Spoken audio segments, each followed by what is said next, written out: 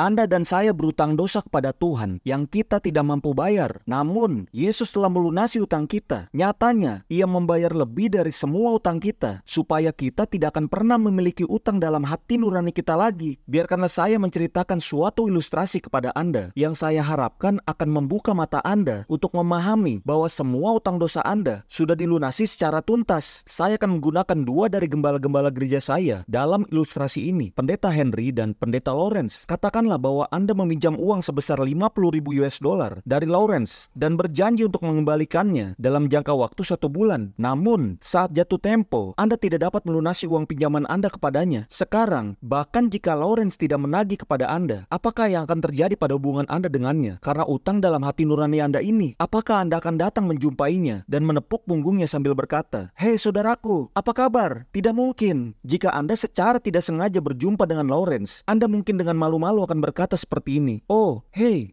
maaf, aku harus segera pergi sekarang. Sampai jumpa lagi, kapan-kapan." Kemungkinan besar, Anda akan berusaha untuk menghindarinya. Sekarang, bayangkanlah bahwa suatu hari, Henry mendengar tentang utang Anda kepada Lawrence. Katakanlah bahwa Henry adalah seorang milioner, dan ia adalah teman baik Anda. Ia harus terbang ke Paris. Tetapi sebelum ia berangkat, ia menemui Lawrence untuk mencari tahu berapa utang Anda kepadanya. Lawrence memberitahukannya bahwa Anda berutang kepadanya sebesar 50.000 US dollar. Henry memberikannya 1 juta US dollar. Tentu saja, Lawrence sangat terkejut. Ia berusaha menolaknya dengan mengatakan bahwa Anda tidak berutang sebesar itu kepadanya. Tetapi, Henry mendesak untuk memberikannya uang sebesar 1 juta US dollar itu karena Henry mengasihi dan ia ingin memastikan bahwa Anda tidak akan pernah merasa berutang dalam hati Anda lagi. Jadi, utang Anda telah dibayar lebih besar dari jumlah sebenarnya. Namun, ada dua hal yang masih akan menyebabkan utang tetap tinggal dalam hati nurani Anda. Katakanlah Henry harus segera terbang ke Paris dan ia tidak sempat berbicara kepada Anda. Jadi ia menugaskan salah seorang asistennya untuk memberitahukan Anda bahwa utang Anda telah dibayarkan lunas. Namun, saat asisten itu berbicara kepada Anda, ia gagal menyampaikan fakta bahwa utang Anda sudah lunas dibayarkan dan kenyataan bahwa Lawrence telah bertambah kaya karena pembayaran utang Anda oleh Henry. Asisten itu berkata,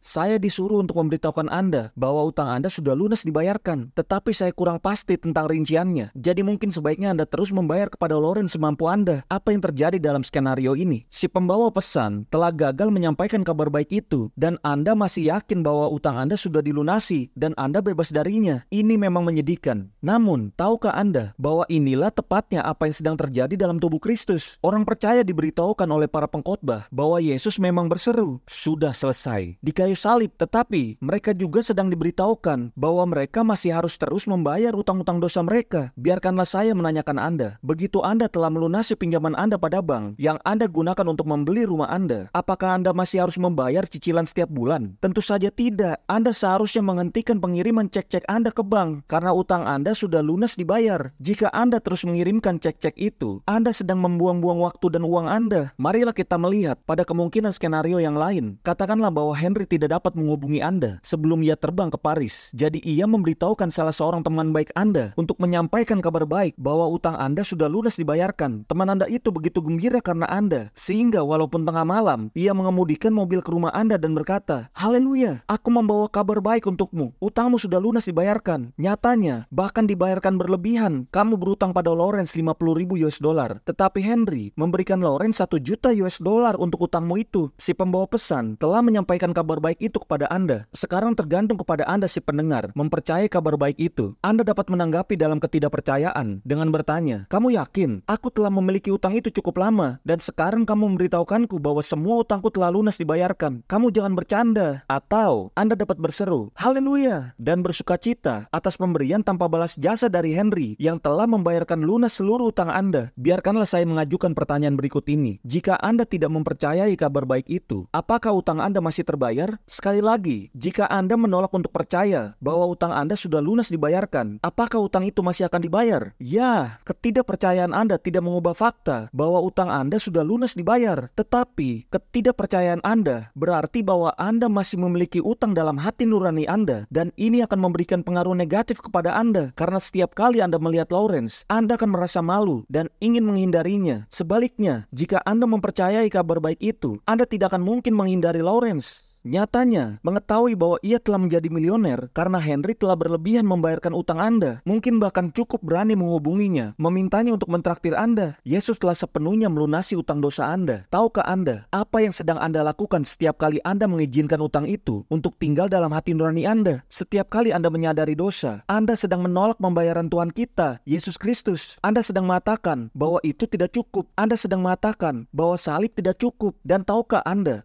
juga sedang menghina Dia yang telah menerima pembayaran utang Anda. Setiap kali Anda mencoba untuk melunasi utang Anda yang sudah lunas dibayarkan, Anda sedang mengatakan bahwa Tuhan tidak puas dengan pembayaran Yesus. Bahkan meskipun sebenarnya Ia merasa lebih dari puas dengan pembayaran Yesus yang berlebihan itu. Yesus adalah anak terkasih Tuhan yang hidup. Bagaimanakah Anda dapat mengatakan bahwa pengorbanannya tidak cukup? Apakah benar-benar penting jika Anda menghukum diri Anda sendiri dan mengizinkan utang dosa Anda tetap tinggal dalam hati nurani Anda, bahkan sesudah Yesus berlebihan membayarkannya? Ya, itu penting karena selain tidak menghormati karya Yesus di kayu salib, kesadaran akan dosa membuat Anda menghindari Tuhan dan dapat menimbulkan dalam diri Anda perasaan terhukum, penyakit, wabah, depresi, dan suatu siklus dosa. Perhatikanlah baik-baik sahabatku, karena jati diri Yesus dan nilai satu manusia tersebut, harga yang telah Ia bayar untuk menebus dosa-dosa kita adalah suatu pembayaran yang berlebihan. Semua manusia yang berdosa dijadikan satu, tidak dapat dibandingkan dengan nilai satu manusia itu. Percayalah kabar baik itu dan mendekatlah kepada juru selamat Anda hari ini juga. Firman Tuhan menyatakan kepada Anda bahwa Anda dapat memiliki oleh darah Yesus kita sekarang penuh keberanian dapat masuk ke tempat kudus. Firman Tuhan menyatakan kepada Anda bahwa Anda dapat mendekat kepadanya dengan hati yang tulus dan dalam keyakinan iman yang teguh. Setelah hati Anda dibersihkan dari hati nurani yang jahat dan tubuh Anda telah dibasuh oleh air yang murni, bersukacitalah saudaraku yang terkasih.